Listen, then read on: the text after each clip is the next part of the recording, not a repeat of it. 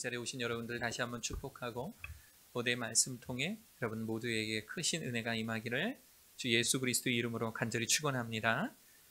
어떤 등산 좋아하시는 분이 등산을 하다가 갑자기 큰 일을 보고 싶은 거예요. 등산 중에 이렇게 큰 일, 작은 일은 어떻게 해결이 되는데 이 큰 일은 당최 해결할 수가 없어요. 저도 가끔씩 하다못해 이제 끌려갔을 때에 등산을 하게 되면 욕이라 그러죠. 배변의 욕구를 느낄 때가 가장 힘든 것 같아요. 이 사람이 아무리 둘러봐도 화장실이라는 거는 없고 마침 이렇게 둘러보니까 사람은 없는 것 같아서 길에서 벗어난 곳에 그곳에 이제 쭈그리고 앉아서 큰일을 보기 시작했습니다. 큰일을 딱 보고 나서 뒤처리를 하고 딱 일어서려고 하는데 근데 보니까 자신이 본 대변이 너무 큰 거예요. 그래서 지나가다가 사람들이 이거 밟을 것 같은 거예요.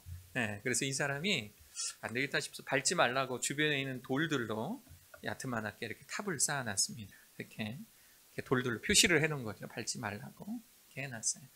이젠 됐다 싶어서 이제 그 자리를 떴어요.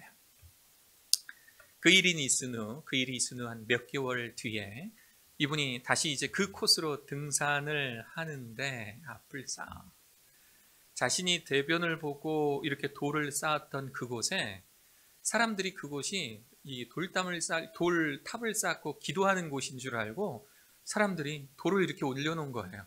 그래서 돌이 한 무더기로 이만큼 올려져 있고요. 마침 지나가는 사람들이 돌을 그 위에 올려놓고 기도를 하고 있는 거예요. 자신의 대변을 바라보면서 기도하고 있는 그런 농담입니다. 네, 오늘 말씀과 좀 연관이 있어서 이렇게 실없는 농담으로 여러분들과 함께 합니다. 사람들에게는요, 영적 본능이라고 하는 게 있습니다. 영적 본능. 신학자들이나 종교 철학자들이나 이 영적 본능을 굉장히 여러 가지로 설명을 해요. 사람은 전능자를 바라볼 수밖에 없다. 사람은 자신의 나약함을 전능하신 어떤 신에게 의지할 수밖에 없다. 등등하여 여러 가지로 설명을 하는데 제가 여러분들에게 설명할 때 가장 쉬운 단어는 바로 저 영적 본능이에요.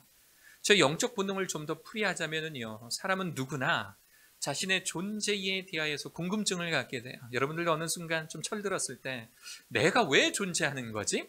내가 왜 지금 이 땅에 존재하는 거지? 왜 하필 하나님께서는, 왜 하필 창조자는 나를 지금 이 시간 이곳에 존재하게 하는 거지? 요즘에도 그렇잖아요. 하나님, 이 코로나19 가운데서 이 어렵고 힘든 시기에 왜 나를 지금 이 시간에 이렇게 살게 하고 계신 것이지? 궁금할 때 있지 않습니까? 내 삶의 존재에 대해서 궁금하고 내 삶의 목표에 대해서 궁금할 때 바로 나를 만드신 그 하나님 창조자를 향하도록 하는 그 마음의 본능, 창조자에 대한 회귀 본능을, 이것을 우리는 영적 본능이라고 이야기를 합니다. 영적 본능.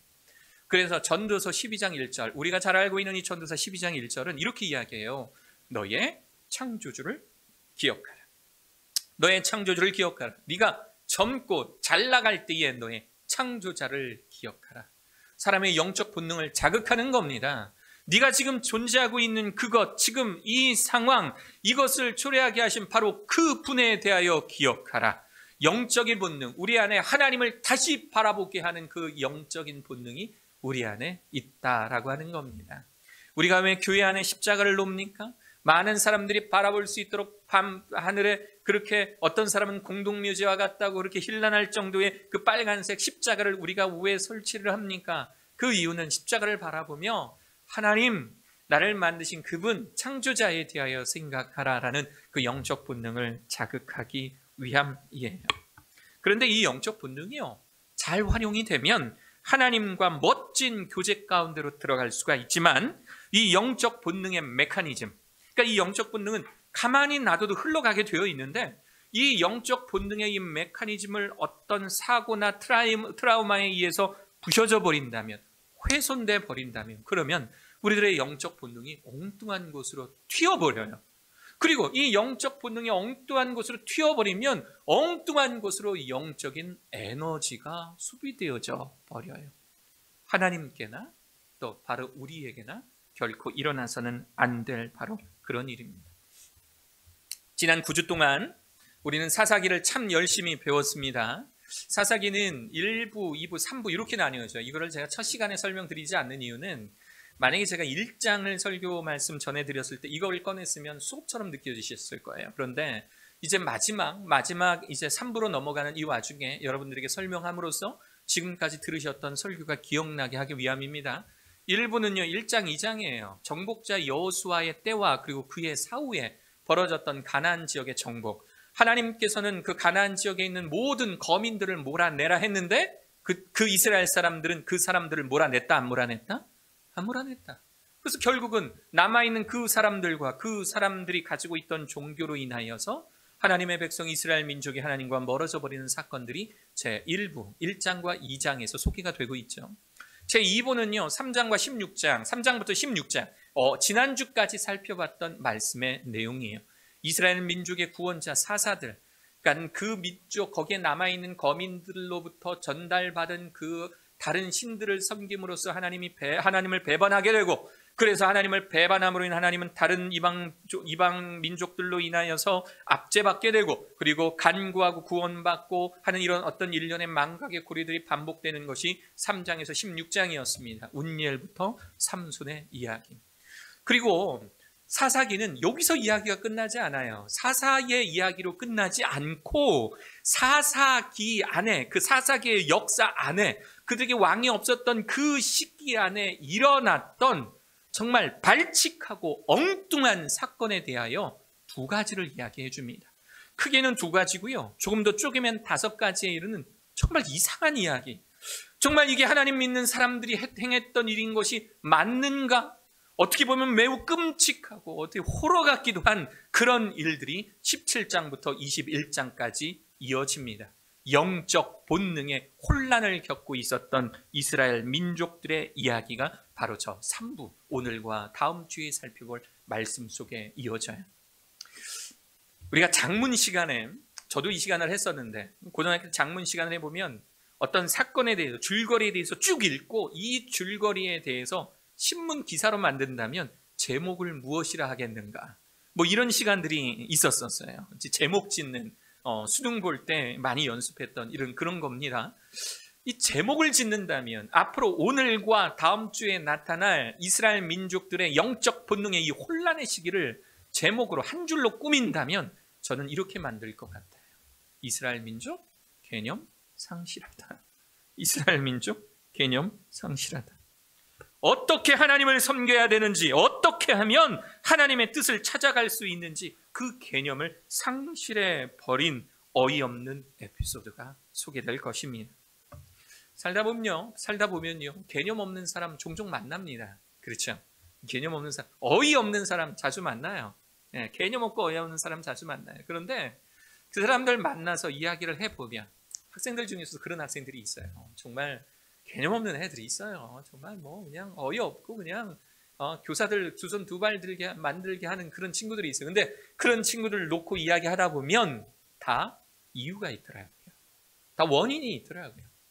어떤 친구들은 자라오는 환경, 그 환경에 가정교육을 제대로 받지 못해서 그럴 때가 있어요. 또는 어떤 트라우마에 의해서, 어떤 충격에 의해서, 정신적인 충격에 의해서 이 친구가 개념 없어질 때도 있어요. 다 이유가 있어요. 다 원인이 있어요. 그렇다면 오늘과 다음 주에 나타날 이 사사기의 말씀, 사사기의 저자는 이 개념 없는 이스라엘 민족들이 왜 이렇게 개념 없이 행했고 왜 이렇게 어이없는 짓들을 해냈는지를, 그 원인을 뭐라고 말씀하고 있을까요? 사사기 속에 그 답이 나와 있습니다. 사사기의 저자는요, 얘네들이 이랬던 것은 다 이유가 있어요. 다 이유가 있어요 하면서 사사기에서는 여러 군데에 마치 복사해서 붙여놓은 것처럼 똑같은 것을 반복하게 돼요. 그리고 우리에게 질문하고 있는 거예요. 혹시 여러분들도 지금 이 상황 아니냐고 우리들에게 질문해요. 그 말씀 구절이 어디냐면 사사기 17장 6절, 18장 1절, 21장 25절에 마치 복사해서 붙여놓은 것처럼 똑같은 말들이 계속 반복이 됩니다. 그 말씀이 뭐냐면 그때의 이스라엘의 왕이 없었으므로. 이스라엘의 왕이 없었으므로. 그때의 이스라엘의 왕이 없었으므로 이스라엘 민족이 이렇게 개념 상실한 어이없는 짓들을 해내고 있다라고 말해주고 있는 거예요. 사사기 사사들의 훌륭한 모습만 이야기해도 모자람 없는 그 사사기라는 책에 왜 이렇게 개념을 상실한 어이없는 이스라엘 민족들의 이야기를 우리들에게 들려줄까요? 그 이유는요, 앞으로 3000년 뒤 대한민국의 세종이라고 하는 이 땅에 사는 우리들, 여러분들도 혹시 이런 모습 아닌지 되짚어보라는 겁니다. 이스라엘의 왕이 없었으므로라고 하는 뜻은 이 지금 사사기를 짓고 있었던 이때는 왕이 있었던 거예요, 없는 거예요? 있는 거예요. 지금 왕이 있었을 때의 우리의 모습과 왕이 없던 바로 그때의 모습은 이렇게 다르다. 하나님을 왕으로 모신 자들과 그렇지 않은 자들의 모습은 이렇게 다른데, 혹시 여러분들의 마음속에 누가 왕인가를 질문하고 있는 책이 사사기라고 하는 겁니다. 이스라엘은 왕이 없었대요. 이 말은 그들의 말과 행동을 제어해 줄 기준이 없었다는 겁니다. 그들에게는 본받을 만한 롤 모델도 없었던 곳이고, 삶의 목적을 제시하고 그 길로 인도해 주는 멘토도 없었던 거예요. 그리고 하나님을 어떻게 섬겨야 하는지 알려주는 영적 리더의 부재 상태가 바로 이스라엘의 왕이 없었으므로 이 한 줄로 표현되는 당시의 상황이라고 하는 겁니다. 이스라엘의 왕이 없었으므로 자신들의 소견에 오른 대로 자기 생각대로 멋대로 해내고 있는 사람들의 모습. 이제 여러분들은 저와 함께 이 모습을 살펴볼 겁니다. 하나님의 없는 삶은요, 목적 상실한 삶이에요. 교회에는 분명히 나와 있지만, 혹시 오늘 여러분 이 시간에 교회에는 분명히 나와 있지만 아직도 하나님의 말씀이 인문학 강의 정도로만 들리고, 그 말씀이 전혀 내 삶에 움직임 없이, 미동 없이, 내 삶에 바다를 들여 짐도 없을 뿐만 아니라 그 삶이 내 삶을, 그 말씀, 하나님의 말씀이 내 삶을 움직여 주시도록 나의 중심을 내어드리지도 못한, 하나님이 왕 되지 못하신 상태. 만약 아직도 이 자리에 계신 분들 중에 하나님의 말씀이 내 삶의 지표가 되어주지 못하고 하시는 분이 계시다면 하나님께 매달려야 합니다. 하나님, 저의 주인이 되어주시고 제 삶이 하나님 말씀대로 살도록 저의 이 심란한 마음, 괴로운 마음, 걱정만 한가득인 제 마음속에 찾아와 주셔서 제 삶의 주관자 되시고 저와 함께하여 주옵소서. 그렇게 하나님께 매달리고 기도하실 수 있는 여러분 되시기를 간절히 축원합니다. 오늘 소개될 개념 상실 이스라엘 민족 이야기의 첫 번째 주인공 이름은요, 이름하여 미가입니다. 미가. 이 사사기 17장 1절, 오늘의 본문의 1절은 이렇게 시작합니다. 에브라임 산지에 미가라 이름하는 사람이 있더니. 미가. 저 미가라고 하는 사람의 뜻은요, 여호와와 같은 이가 누구냐? 우리 찬양 중에 주와 같은 이 없네, 또는 주님 같은 반석은 없도다 할 때에 바로 그런 개념인 거예요. 주님만이 나의 주인 되시며 주님만이 나의 인도자 되신다라고 하는 그 뜻이 바로 미가예요. 미가. 이름은 거창하죠. 이름은 참 잘 지었죠. 이름이 미가인 거예요. 이름을 참 잘 지었어요. 그런데 이 미가의 삶은 그렇지 못했어요.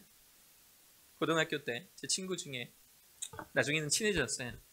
근데 이 친구 처음 봤을 때 고등학생 1학년인데 술을 잘 먹어요. 술 냄새 나요. 등교하며. 담배도 잘 펴요. 매일 하루에 한 번씩 걸려요. 대놓고 펴요. 그 용기를 칭찬해 줬어요. 패싸움도 잘해요. 싸움은 못하는데 패싸움은 해요. 친구들 믿고 욱하는 성격에 그렇게 싸움하는 친구였어요. 근데 그 친구 이름이 요셉이었어요. 친구 이름이 요셉이었어요. 목숨 걸고 물어봤어요. 안 친할 때 이름이 왜 요셉이냐? 물어봤더니 그 친구가 넓은 아량으로 대답해 줬어요. 할아버지가 목사님이라고. 할아버지가 목사님이래요. 근데 할아버지가 목사님인데 그 손자를 그렇게 키워내질 못했어요. 요셉은 구약으로 따지면 구약 속의 예수님이라고 할 정도로 그렇게 칭송받는 그런 자입니다. 아주 위인이에요. 이 요셉처럼, 꿈의 사람 이 요셉처럼 그렇게 하나님 앞에 인정받는 사람 되도록 키워내야 되잖아요. 그런데 이름만 그렇게 지어놓고 아이에 대해서 제대로 키워내질 못한 거예요. 무관심한 거예요. 이름이 요셉인데, 그 이름이, 자신의 이름의 뜻이 무엇인지 알았다면 이름의 뜻대로 살아가야 되잖아요. 혹시 여러분들도 여러분들의 이름의 뜻 알고 계시잖아요. 여러분들의 이름 할머니, 할아버지, 엄마, 아빠가 대충 지어놓지는 않았잖아요. 그냥 아무렇게나 살아라. 6월에 태어났으니 6월이, 5월에 태어났으니 5월이. 이렇게 여러분들 이름 짓지 않잖아요. 다 여러분들의 이름은 정말 정말 잘 생각해서 우리 여기 제 앞에 앉은 조경신 형제는 한글 이름이 새롬이에요. 예, 조새롬. 아버지 어머니가 항상 주 안에서 새로운 사람이 되라 하고 이렇게 새롬이라고 지었어요. 그래서 이걸 한자어로 경신 이렇게 지은 것 같아요. 예, 조경신. 다 이름에 뜻이 있잖아요. 내 이름이 새롬인데, 그런데 언제나 옛날처럼 그렇게 어두운 시절에 그렇게 살아간다면 그것은 이름의 뜻대로 살아가는 것이 아니지요. 미가는요, 자신의 이름의 뜻대로 살아가지 못했던 사람입니다. 그가 살던 저 에브라임 산지, 에브라임이라는 곳에는 실로라는 곳이 있어요. 실로에는 하나님의 언약궤가 보관된, 그 언약궤가 보관된 회막이 있는 곳이에요. 그러니까 사람들의 입장에서 에브라임 산지 그러면 거룩한 땅, 거룩한 곳을 이야기하는 겁니다. 만약에 저걸 이제 문학 비평이라고 하는데요. 지금 우리 말고 그때 당시에 이 사사기가 처음 사람들에게 읽혀졌던 그때 당시에 사람들 입장에서는요, 저 에브라임 산지에 미가라 이름하는이라고 하는 요 구절을 어떻게 해석하냐면, 그때 당시에 사람들, 이 사사기를 처음 접했던 사람들은 거룩한 땅에 거룩한 이름을 가진 자가 있었으니라 번역이 되는 거예요. 거룩한 땅에 사는 거룩한 사람, 바로 그 사람이 미가입니다. 자, 2절로 넘어가면 미가에 대해서 이런 이야기가 나옵니다. 그의 어머니에게 이르되, 이제 미가가 이르는 겁니다. 어머니에게 뭐라고 하냐면, 어머니께서 은 1,100을 잃어버리셨으므로, 은 1,100이면 굉장히 많은 돈이에요.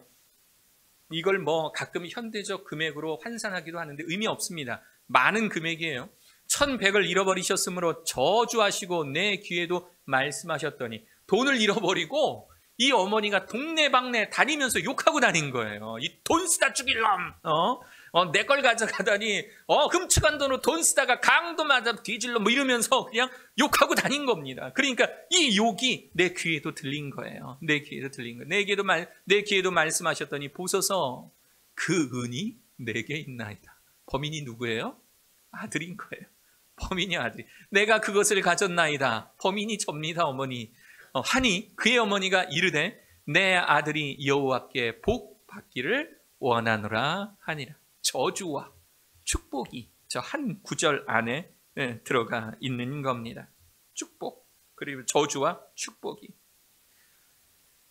요약하자면 어머니는 돈을 잃었고 온갖 저주를 퍼부으니까 돈 훔쳐간 아들이 그 저주가 무서워서 자신에게 올까봐 어머니에게 돈을 들려드렸고, 어머니는 그 아들을 위해서 여호와 하나님의 이름으로 축복하고 있는 거예요. 여기까지 읽다 보면 이 본문의 말씀은 마치 믿음의 가정에서 아들이 실수를 저질렀을 때 어머니가 사랑과 축복으로 덮어준 것처럼 그렇게 느껴져요. 그런데 그 뒤를 읽어보면 개념 상실한 한 가정의 모습이 드러나게 됩니다. 3절, 미가가 은 1,100을 그의 어머니에게 도로 주매 그의 어머니가 이르되, 내가 내 아들을 위하여 한 신상을 새기며. 귀가 의심스러워지시죠? 눈이 의심스러워지죠? 이 신상은 하나님의 형상 아닙니다. 이 신상은 아이돌을 이야기해요. 어떤 이 우상을 이야기하는 겁니다. 한 우상을 새기며 그 우상을 부어 만들기 위해 내 손에서 이 은을 여호와께 거룩히 드리노라. 이게 뭐죠? 우상을 만드는데 이 우상을 만들기 위하여 하나님 앞에 구별하여 헌금하겠다라는 거예요. 지금 우리는 이 구절을 읽으면서 이게 지금 뭐지? 라고 생각할 정도의 뭔가 어색함을 느끼지만, 미가의 어머니는 이게 어색하지 않는 상황 가운데 살고 있었던 거예요. 여호와께 거룩히 드리노라. 그러므로 내가 이제 이 은을 네게 도로 주리라. 혹 단 1%라도 자신의 저주가, 자기가 돌아다니면서 불특정 범인에게 그렇게 저주했던 것이 혹 내 아들에게 임할까봐 어머니는 그 아들을 위해서 그 은으로 신상을 만들어 주려고 합니다. 그것도 여호와의 이름으로. 그리고 그 뒤를 읽어보면 더 가관입니다. 4절 5절, 미가가 그 은을 그의 어머니에게 도로 주었으므로 어머니가 그 은 200을 가져다가 은장세, 그러니까 은세공업자입니다. 은세공업자에게 가져다 주어 한 신상을 새기고 한 신상을 부어 만들었더니 그 신상이 미가의 집에 있더라. 신상을 만들었어요. 그 신상을 누가 가져가냐면 미가가 자신의 집으로 가져갑니다. 그 뒤에 5절을 읽어보면 더 되게 망측한 일들이 나와요. 그 사람 미가에게 신당이 있으므로, 그러니까 우상들을 모셔놓는 그 콜렉션하는 곳이 있다라는 거예요. 신당이 있으므로 그가 에봇과, 여기서 말하는 에봇은요, 제사 지낼 때, 하나님께 제사 지낼 때 쓰는 그 옷, 드라빔을 만들고 한 아들을 세워 그의 제사장으로 삼았더라. 하나님을 잘 섬기는 것처럼 보였던 이 가정의 집에 우상들을 섬기는 신당이 있었다라는 겁니다. 신당. 그리고 그 신당에는 에봇이라는 건 이렇게 생겼어요. 하나님께 제사드리기 위해서 만들었던 저 거룩한 옷이 에봇이에요. 하나님께 제사드리게 만든 저 에봇을 우상들에게 제사드리기 위해서 사용되었다라는 그런 구절인 거예요. 게다가 이걸로 끝나는 것이 아니라 에봇뿐만 아니라 드라빔을 만들었다. 영어식 발음으로는 드라핌이라고 이야기하는 이렇게 생긴 겁니다. 크기는 요만해요. 손바닥만 하거나 손바닥보다 작거나, 저건 뭐냐면은요, 저거예요. 수호신이에요. 우리가 알고 있는 이 수호신. 영어로도 보면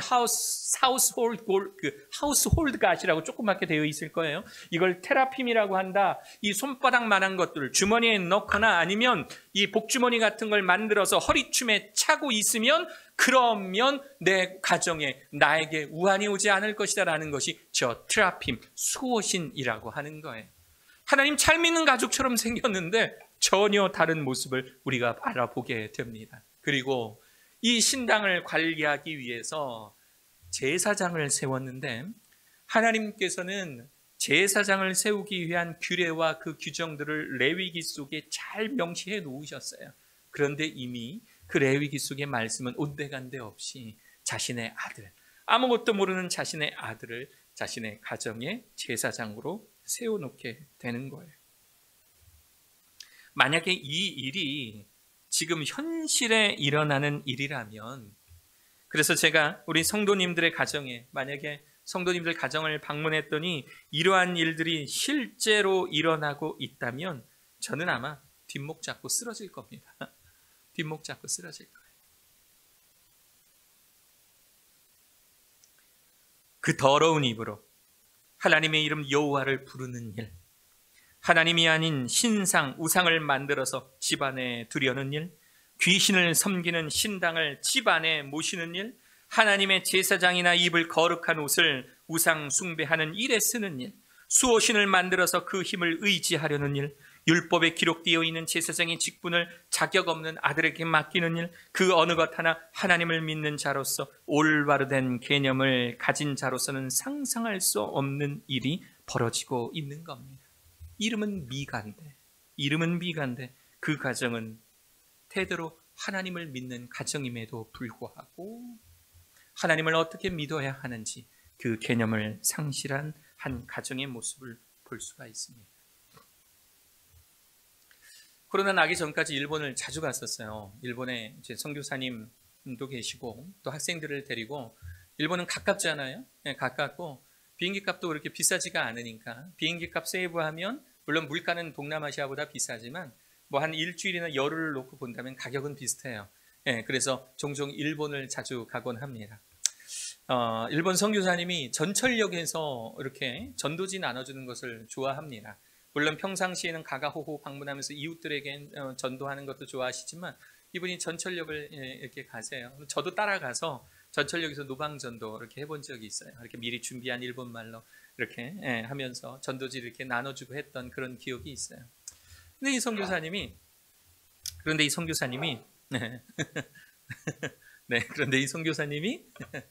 선교사님이 전도지를 나눠주는데, 보통 일본 사람들은 전도지를 참 공손하게 잘 받아요. 받는 것까지는 좋아요. 그런데 받고 난 다음에 읽는 것처럼 보이지만 사실 변화되는 사람이 별로 없어요. 일본 사람들의 특징들이에요. 일본 사람들은 예의는 바르지만 다른 사람들의 말에 내가 따라갈 이유는 없다라고 생각하는 사람들이 일본 사람들. 그러니까 전도지를 줘도 받기는 받는데 넘어오는 사람은 없어요. 이 복음 듣기 위해서 오는 사람은 없는 거예요. 그런데 전도지를 나눠주는 중에 어떤 이제 중년의 한 부인이 이 전도지를 이제 나눠주는 그 과정 중에 이 목사님, 이 선교사님, 목사님의 이 복음 전하는 거에 관심을 갖게 된 거예요. 그래서 선교사님이 그분을 아주 진실되게 그 자리에서 알려주었대요. 복음에 대해서 선포를 했더니 이분이 더 알고 싶다라고 그래서 이제 교회를 초대한 겁니다.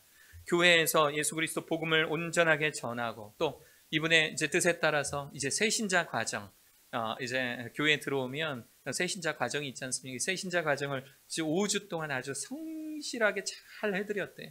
궁금한 거 물어보시면 대답도 잘 해드리고 하면서 5주 동안 성실하게 잘 가르쳐드리고 마지막 날에는 이제 구원 문답이 있지 않습니까? 신앙 문답. 당신은 예수 그리스도를 당신의 구주로 받아들입니까? 아멘.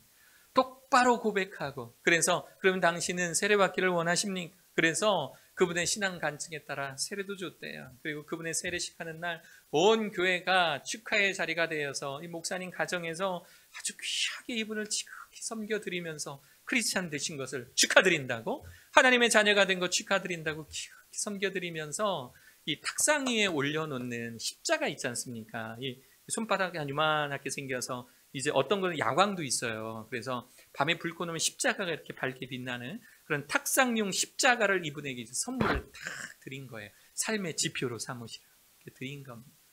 목사님 행복하셨대요. 일본에 와서 이렇게 신실하게 하나님 받아들이는 사람이 있구나. 참 행복하셨대요. 그래서 어느 날 이분의 집에 이제 신방을 간 겁니다. 이분의 집에 신방을 딱 갔더니 저 책장처럼 생긴 진열장이 집에 있는 거예요. 그런데 일본에는요, 셀 수 없을 정도로 어떤 사람은 뭐 6천만 개라고 이야기를 하기도 해요.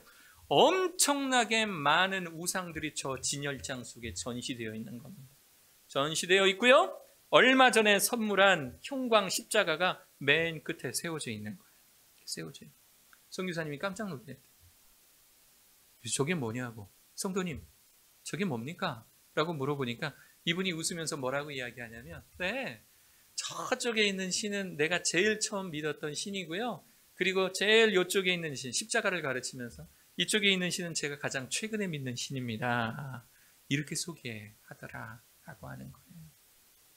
하나님은요, 그렇게 믿는 분이 아닙니다. 하나님은요, 다른 신들을 내 마음속에 모셔놓고 우리 집 진열장 속에 온갖 우상들을 다 쌓아놓고 쟁여놓고 난 뒤에 가장 최근에 믿는 신으로 십자가 하나 세워놓는 그러한 신앙으로 믿는 분이 아닙니다. 가족이 4대째, 5대째 하나님을 믿는다 해도 다 필요 없어요. 내가 청년 때는 교회에서 교사도 하고 학생 회장도 하고 청년 회장도 했다? 현재로서는 다 필요 없는 닉네임들입니다. 아무것도 필요 없습니다.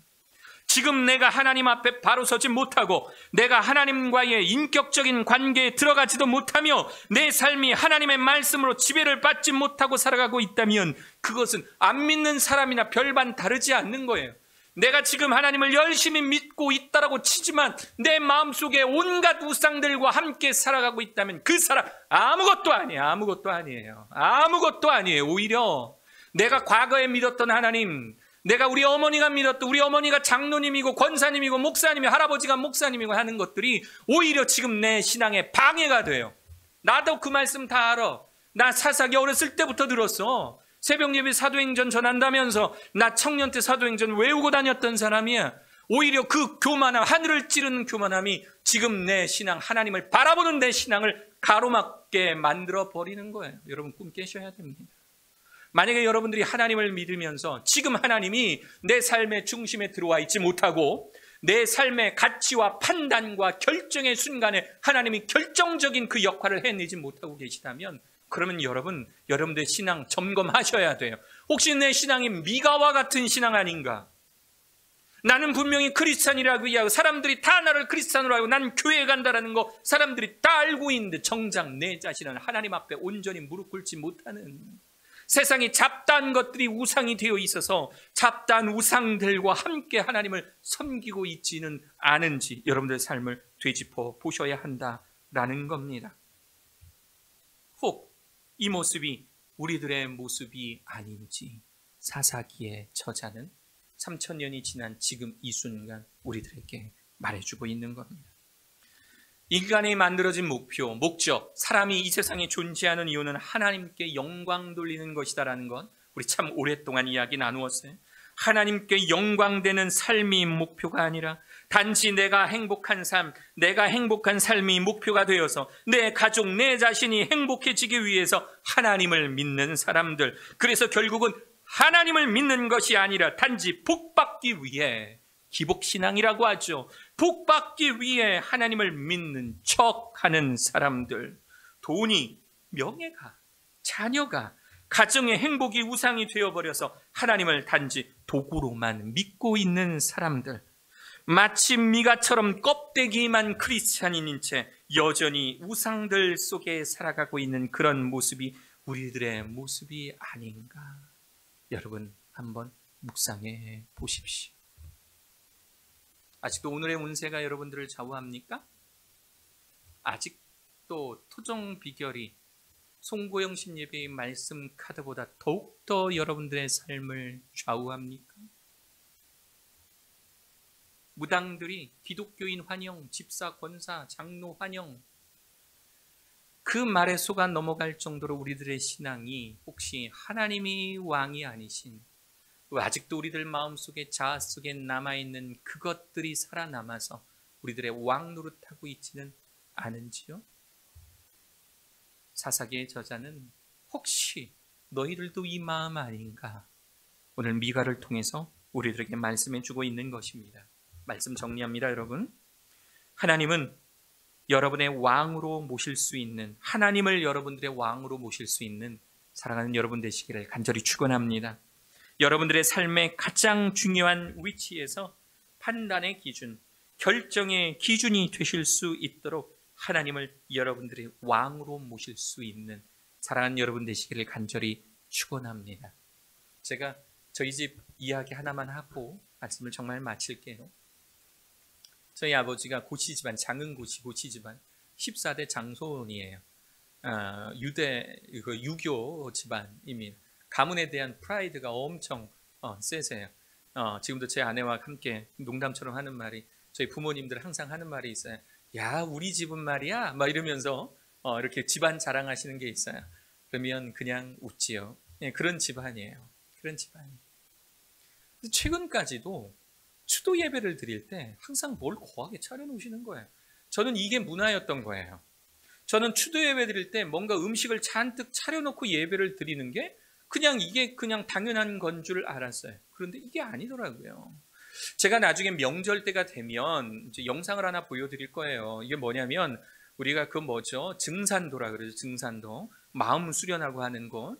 이제 그곳에서 강의하시는 이제 교수님이 계신 거예요. 증산도 교수님이 계시는데 이렇게 우리 기독교인들이 드리는 추도 예배 형태, 이 밥상을 차려놓고 둘렁그렇게 모여 앉아 예배 드리는 것에서 어떻게 생각하십니까? 라고 증산도 교수님한테 누가 질문한 거예요. 그랬더니 증산도 교수님이 뭐라고 말씀하시냐면, 그렇게 해서 조상신들이 받으시겠습니까? 라고 말하더라고요. 이유를 알겠는 거예요. 밥상을 차려놨던 그 이유가 뭐냐면, 아버지께서는 구원받고 하나님의 사람으로 변화되었지만 이 문화를 버리지 못하는 거예요. 예전부터 제사 지낼 때 조상들 먹으라고, 조상 귀신들 받아 먹으라고 만들어 놓은 그 밥상을 버리지 못하고 있는 겁니다. 예배는 드리고 있는데, 분명히 예배는 드리고 있는데 우리 안에 그 문화, 조상신들 대접한다고 만들어 놓은 그 밥상의 문화는 버리지 못하고 있는 거예요. 그래서 어느 날 제가 마음 잡고 말씀을 드렸어요. 아버지, 우리 그 예배들, 추도 예배 드릴 때 밥상 없애버립시다. 만약에 아버지께서 싫다 그랬으면 저 아마 예배 드릴 때 엎어버렸을 거예요. 밥상 없애버립시다. 그랬더니 저희 아버지가, 아마도 아버지에게도 이것이 신앙적인 많은 갈등이었었나 봐요.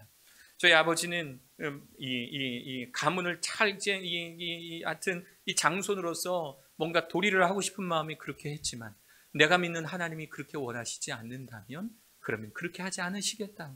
아버지께서도 당당하게 마음의 결심을 하셔서 그 다음부터는 집안에 추도 예배 드릴 때 이제 제사상이 없어진 거예요. 그런 거 없어진 겁니다. 대신에 추도 예배 드리고 나면 가족들 모였으니까 맛있게 식사할 수 있도록, 때로는 모시고 나가서 외식도 할 수 있도록 그렇게 집안의 분위기가 바뀌었어요. 혹시 여러분들의 삶 속에 또 버리지 못한 옛적의 습관, 옛적의 문화들이 남겨져 있다면요, 하나님을 왕으로 모시는 사람 되기 위해서는 그러한 것들 과감히 없애버리셔야 합니다. 우리의 삶 속에, 생활 속에 남겨져 있는 모든 우상과 관련되어 있는 찌꺼기들은 내어 버리실 수 있는 여러분 되시기를 바랍니다. 하나님을 왕으로 모시면 느끼는 행복, 하나님의 말씀대로 살면서 누리는 그 참된 기쁨을 함께 누리실 수 있는 사랑하는 저와 여러분들 되시기를 주 예수 그리스도의 이름으로 간절히 축원합니다.